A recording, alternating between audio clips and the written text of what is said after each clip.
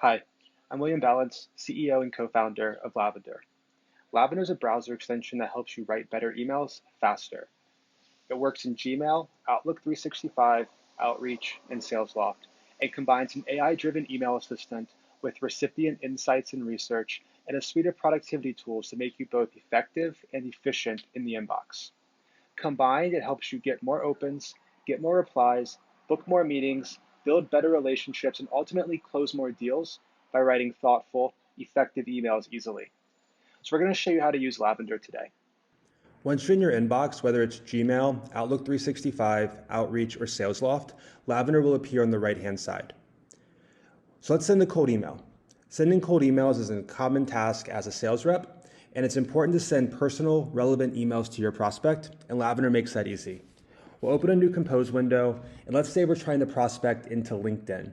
My contact there is Tiffany on their enterprise sales team, so I might try some common combinations of email formats to try to guess her email if I don't know her email address. So I might try tiffany@linkedin.com. Lavender will automatically run an email verification to see if this email is valid. In this case, it's not, so I have to try a different combination. Maybe I'll do first initial, last name. Lavender will rerun that verification, and now we see it's a valid email. It's time to dive deeper into our prospect. I can click in on this, and Lavender will pull in social data on the prospect, things like her links to LinkedIn or Instagram, bio, as well as her recent tweets. So you can see what she's interested in and what she's talking about, as well as a notepad to leave notes for next time you email them. We can also click into their company and learn more about where they work. Things like the employee count, their annual revenue, what tech tools they're using, and what tech categories they've been investing in, as well as their social media profiles. While it's important to always try and build relevancy and rapport by adding personalization to your emails, it's not necessary to include every single fact that you find about a prospect and their company. If you see something you want to save for later, for example, an interesting tweet, put it here in this notes section, and it'll be there next time you go to email the prospect. Now that we've done our research and we have some data points and information on our prospect and their company, we can use Lavender to help craft the email. So as we start writing our email, the first thing we'll typically start at is the subject line. There are two schools of thought here. One, use your message to guide your subject line, or use the subject line to guide your message. Whichever one you write first, just make sure your subject line is concise, to the point, and descriptive of what you're writing about. So we might try Lavender browser extension for LinkedIn sales team, and then start writing our message. When we do this, as we write, Lavender will pull up an email score and analysis of your email to make sure it's falling within best practices. What we see here is our email has long sentences and too complex, and it needs work. Complexity is a big issue. 7 out of 10 emails are too complex. To reduce what's called cognitive load and make it simple for your prospect to read, understand, and remember your message, it's important to write around a 5th grade reading level for your best chance of reply. If we click in on this beaker, it pulls up the Lavender email assistant, which will dive deeper into what's going well and what's going wrong within your email. The first thing you'll see is a writing timer. The writing timer lets you keep track of how much time you're spending on an email. At some point, just hit send and move on and email your next prospect. Don't spend too much time on the email, but make sure you're still writing a great email. You can see the reading timer. Reading timer is how long it takes your prospect to read the email. Under 1 minute is great. You can see what needs work. In our case, we have some long sentences, our subject line needs work, and our email is too complex. But what's going well is our email length is great, it's not too long, and we're asking questions. It's important to ask questions to encourage a conversation. We call this the call to conversation. We can also see what tones and sentiments are in our email. In this case, we're friendly and happy, which is great. All of this data gets calculated into an email score. The email score is our prediction that your email is going to be opened, read, understood, and positively replied to. Emails with an A are the best chance for getting a positive reply. Lavender has an intuitive highlighting feature. So if you click in on any of these buttons, you can see exactly where these tones or problems are present in your email. The things that we want to focus on are our long sentences and our subject line. So let's start with long sentences. If I hover over this, Lavender will suggest a new sentence to make it more concise and more impactful. If I click on subject line and then hover over it, Lavender has a subject line helper, which will tell you what's going well and what's going wrong in your subject line. In this case, it's too long. So we might want to reduce it down, just say Lavender for LinkedIn.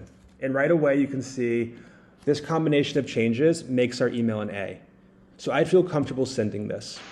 You increase your chances of getting a positive reply to your email when you keep the following things in mind: complexity, formality, your subject line, making a clear ask, and the length of your email. Write simple emails. Emails at a fifth grade reading level tend to get the highest responses. Don't send emails that are too formal or too casual. Stay somewhere in the middle. Your subject line should be short and to the point, just a couple of words at most. Always make a clear ask. Ask questions, encourage a conversation, give your prospect a reason to reply, and keep your emails brief. Emails between 50 to 150 words or so tend to get the best responses. Once Lavender gives you an A, the last thing you want to do before hitting send is make sure your email is going to be optimized for mobile. Your prospect is 8 times more likely to read your email on their cell phone. So it's important that your email is following best practices for reading on a phone. Lavender has a handy feature for this. Click on this mobile preview icon, and Lavender will pull up a preview of how your email will look on the phone. What you're looking for here is making sure there's plenty of white space so it's easy to scan and it's not too long. It's not going what's called below the fold, meaning if they open up their phone, they can see the entire message without scrolling. If your email is too long or you want to reformat it, you can edit the email directly from the mobile preview and make sure it looks perfect on cell phones. After this, I'd feel comfortable hitting send.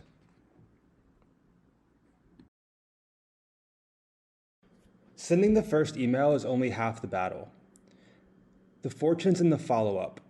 So once you send your email, you will probably have to follow up with them multiple times before you get a response or get to a demo or get to a deal. It'll vary case by case, but just be prepared for that. One of the things that we do to help is include open tracking in the email. So you can see exactly when your prospects open the email and what device they're on.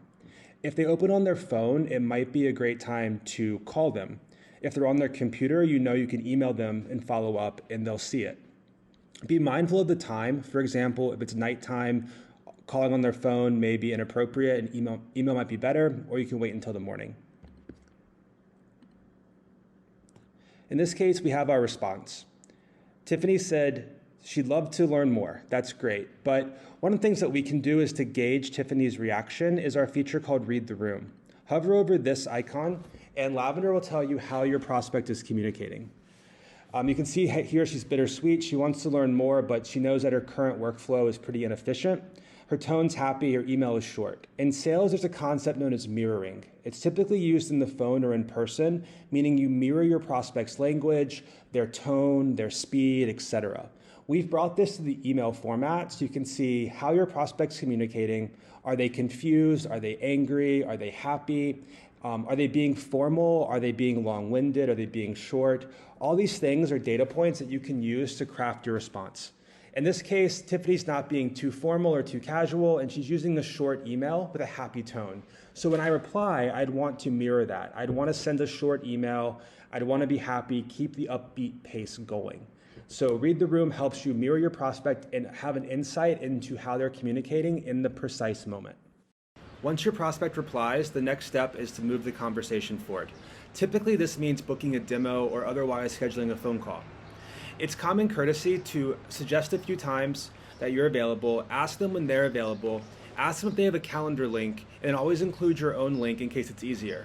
Some people get offended if you only send your link, so just give them the option of suggesting their own times, including their own link, but always give them the fallback to look at yours. To keep the upbeat motion of the email, you might want to include a GIF, and Lavender makes that really easy. Now that your prospect has responded positively, it's time to progress the conversation forward. Typically, this means booking a phone call or a demo. When I do this, I like to find out when they're available and include a calendar link so they can easily schedule on my Calendly, my Mixmax, Chili Piper, etc., whatever tool you're using. It's best practices to ask them if they have a calendar link and then say, if it's easier, here's mine, and include a link to yours. I also might want to keep the casual tone, keep the upbeat momentum, keep the excitement, and drop in a GIF to celebrate the win. Lavender has GIFs available right here from the menu, and the Lavender icon's available in the replies in any thread as well as the new compose like I showed you earlier. So I drop in the GIF, hit send, and book the meeting. As you send more emails and collect more Lavender scores, Lavender will begin to calculate your performance over time. This is available in your analytics dashboard. So thanks for trying Lavender. We hope it's helpful. Our mission is to be the most helpful email assistant on the planet. But if you ever need help getting your email to an A, you can always email us. Just email team@trylavender.com and we'll edit and refine your email for you and then send it back. Thanks again. I'm William Balance, co-founder and CEO.